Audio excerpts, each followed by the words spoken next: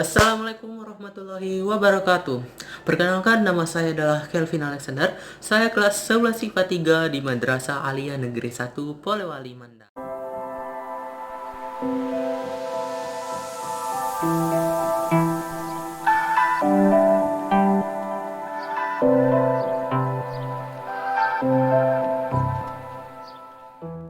Halo teman-teman, ketemu lagi dengan saya di video pembelajaran yang baru. Nah, pada hari ke-10 Ramadan 1441 Hijriah ini, saya kembali diberikan tugas oleh salah satu substudi di kelas saya. Nah, kira-kira kali ini materi apa ya yang akan saya bawakan? Tubuh kita memiliki sebuah pasukan yang kuat yang tugasnya melindungi tubuh dari berbagai jenis ancaman. Ancaman ini bisa datang dalam bentuk cedera mekanis, masuknya kuman, ataupun masuknya partikel asing ke dalam tubuh. Contohnya seperti debu yang masuk ke dalam tubuh. Pasukan pribadi ini disebut dengan sistem kekebalan tubuh. Setiap hari, teman-teman, tentunya kita selalu melakukan yang namanya aktivitas dalam kehidupan kita. Mau tidak mau, kita harus bertemu dengan yang namanya virus dan bakteri, karena di sekeliling kita ini tidak ada yang dapat memastikan bahwa tempat yang kita jumpai itu adalah tempat-tempat yang bersih dan antivirus maupun bakteri. Organisme tersebut dianggap sebagai parasit bila keduanya telah berhasil masuk ke dalam tubuh kita. Sebab mengapa? Virus dan bakteri inilah yang menjadi penyebab kita sering terserang berbagai macam penyakit, entah itu penyakit yang ringan, gejala-gejala ringan, maupun sampai kepada penyakit yang ironis yang harus disembuhkan dengan jalan operasi. Nah, semua itu disebabkan oleh virus maupun bakteri.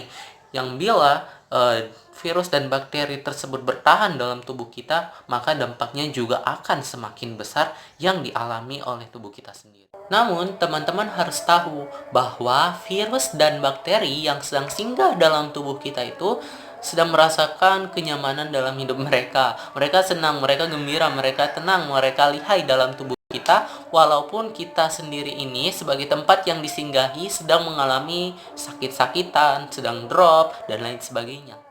Namun, dari sini ada sedikit magic yang kita alami. Walaupun kita sendiri itu selalu bertemu dengan yang namanya virus dan bakteri, selalu terpapar dengan mereka, namun tidak setiap hari pula kita terserang penyakit-penyakit yang disebabkan oleh virus maupun bakteri tersebut. Nah, inilah salah satu rahmat yang telah diberikan oleh Allah Subhanahu wa taala kepada seluruh umat manusia tanpa terkecuali dengan nikmat kesehatan yang telah diberikannya kepada kita. Jadi jangan lupa setiap hari teman-teman selalu bersyukur dan berdoa kepadanya. Kekebalan tubuh dapat dibedakan menjadi dua bagian. Yang pertama itu ada innate immunity dan juga non-specific immunity. Non-spesifik adalah pertahanan alami pertama dalam tubuh kita. Sistem ini tidak peduli apa yang dimatikannya. Tujuan utamanya hanya untuk mencegah penyusup agar tidak masuk ke dalam tubuh kita. Kemudian sistem ini membunuh tanpa membedakan satu patogen dan patogen lainnya. Komponen pertama dari sistem pertahanan ini adalah kulit kita. Setiap organisme yang mencoba masuk ke dalam tubuh akan dihentikan oleh kulit. Kedua, terdapat selaput lendir yang ada di hidung. Cairan lengket dan kental dari perangkap lapisan ini, setiap patogen yang berusaha melewatinya akan mendapat hambatan fisik. Namun, kita juga memiliki hambatan kimia seperti lisozim yang terdapat di mata atau asam yang terdapat dalam perut yang membunuh patogen yang berusaha mendapatkan entry dalam tubuh kita.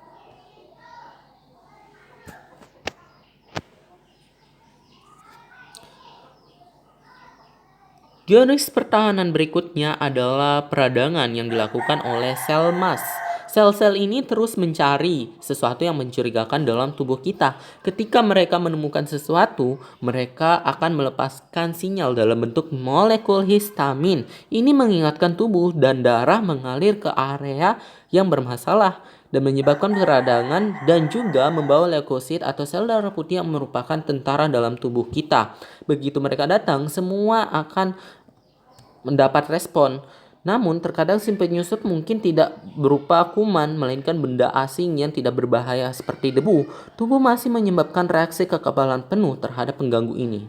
Selanjutnya yang mungkin akan saya bahas adalah sel dan juga organ yang berperan dalam sistem imun ini. Nah, antara sel dan juga organ ini merupakan hal yang berperan langsung dalam terjadinya sistem imun. Sebab mengapa definisi dari yang namanya sistem adalah struktural dari organ-organ dalam tubuh yang memiliki fungsi dan peranan yang sama. Namun, cara kerjanya itu mungkin sedikit berbeda satu sama lainnya. Nah, mulai dari sel. Sel yang berperan dalam sistem imun ini ya tentunya sel darah putih. Nah, fungsi ataupun peranan dari sel darah putih sendiri itu kan ada yang mengatasi membuat antibodi dalam tubuh, kemudian ada yang berperan dalam mengatasi penyakit-penyakit dan lain sebagainya. Nah, khusus mengenai sistem imun ini ada 3 sel darah putih atau ada 3 leukosit yang berperan dalam mengatasi segala gangguan yang masuk ke dalam tubuh. Nah, leukosit atau sel darah putih sendiri terbagi menjadi 2 kategori. Yang pertama itu ada granulosit dan juga ada agranulosit. Nah, granulosit sendiri memiliki definisi bahwa sel darah putihnya itu bergranula, sedangkan agranulosit itu tidak bergranula ya, teman-teman. Nah, granulasit sendiri terbagi menjadi 3 kategori sel darah putih lagi. Yang pertama itu ada neutrofil yang berperan dalam gejala fagositosis.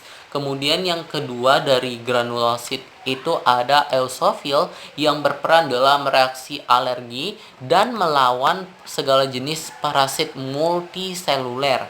Kemudian granulasit yang ketiga itu ada basofil yang berperan dalam pengeluaran histamin dalam tubuh dan yang mengatasi reaksi alergi. Untuk agranulosit juga terdiri dari 3 jenis sel darah putih.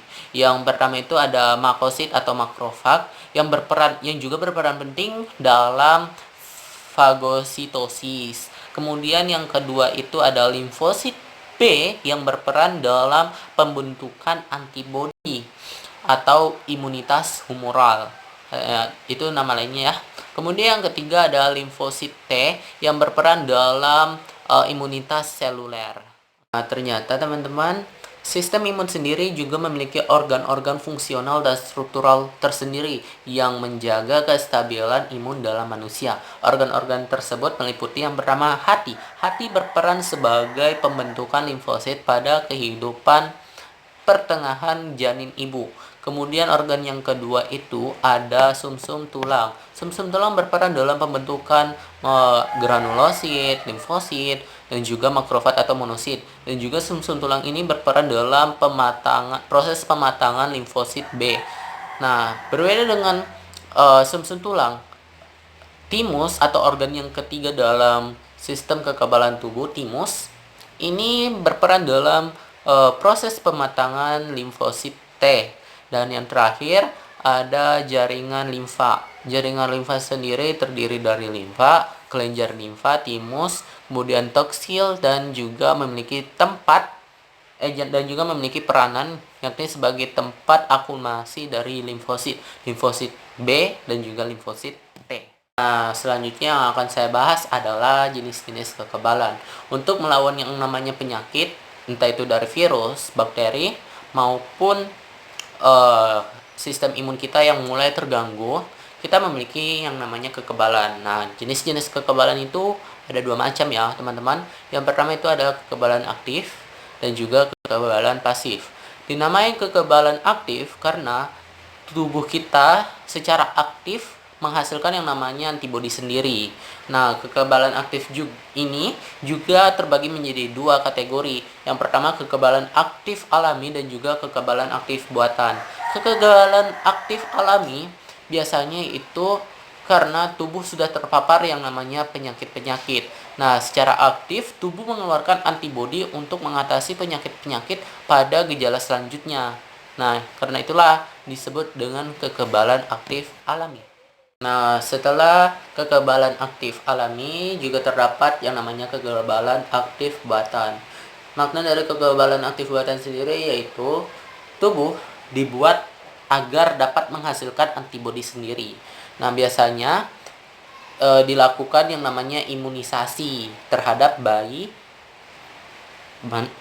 manusia. Sebab mengapa di rentang usia 1 sampai 3 tahun inilah yang sangat bagus, yang sangat optimal untuk dilakukan yang namanya imunisasi agar antibodinya itu memang sudah ada sejak sedari kita balita. Nah, adapun 5 antibodi yang wajib diberikan kepada balita, yaitu yang pertama ada hepatitis B, kemudian ada BCG untuk mengatasi yang namanya TBC, kemudian ada polio, kemudian ada campak, dan juga ada imunisasi DPT. Nah, kelima, imunisasi itu wajib diberikan kepada balita. Nah, kemudian setelah ada kekebalan aktif, pastinya juga ada kekebalan pasif. Nah, lain dengan kekebalan aktif yang menghasilkan antibodi dari dalam tubuh kita sendiri, kekebalan pasif itu antibodi dibuatkan khusus dan dimasukkan ke dalam tubuh kita. Jadi secara pasif, bukan secara aktif. Oke, teman-teman.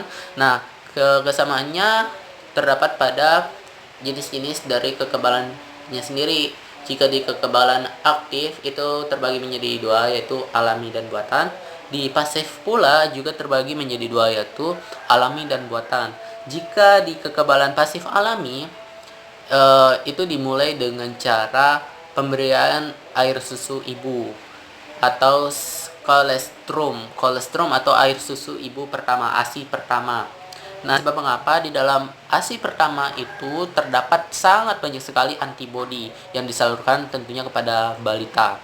Kemudian sebelum balita keluar dari rahim, tentunya balita juga telah diberikan antibodi oleh ibunya sendiri.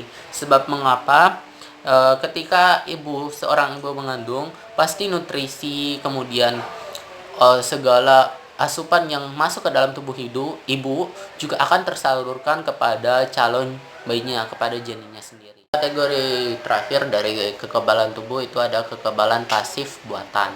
Nah, berbeda dengan kekebalan pasif alami yang memang alami diberikan kepada bayi. Nah, pasif buatan sendiri itu antibodinya memang sudah diracik oleh seorang yang ahli, seperti pembuatan serum istilahnya. Nah, pembuatan serum ini diberikan kepada manusia yang imunnya sudah memang terganggu ya teman-teman, seperti serum tetanus, kemudian serum yang diberikan kepada orang yang digigit ular. Nah, sampailah kita di ujung video teman-teman. Kelvin sangat berharap agar teman-teman bisa mengambil hikmah dan manfaat dari animasi video yang Kelvin berikan hari ini. Dan kemudian jangan lupa untuk selalu jaga kesehatan dan imun kita agar sistem imun kita tidak terganggu. Apalagi di tengah pandemi seperti ini, imun kita ini sangat benar-benar harus dijaga dengan baik. Dan jangan lupa pula untuk stay at home, dengarkan kata-kata kebijakan dan himbauan dari pemerintah agar kita tidak terserang oleh virus corona ini. Dan yang terakhir, Kevin juga mengharapkan teman-teman agar selalu bersyukur dengan apa yang telah diberikan oleh Allah Subhanahu wa taala, dengan apa yang diberikan rahmat, hidayah, karunia dan nikmat kesehatan oleh Allah Subhanahu wa taala, karena itu semua sangat penting ya teman-teman. Dan di bulan suci Ramadan ini Kelvin juga ingin meminta maaf dengan sepenuh hati, segenap jiwa. Mohon maaf lahir dan batin, dan selamat menjalankan ibadah puasa 1441 Hijriah. Kelvin mohon undur diri, Kelvin pamit. Wassalamualaikum warahmatullahi wabarakatuh. Dadah.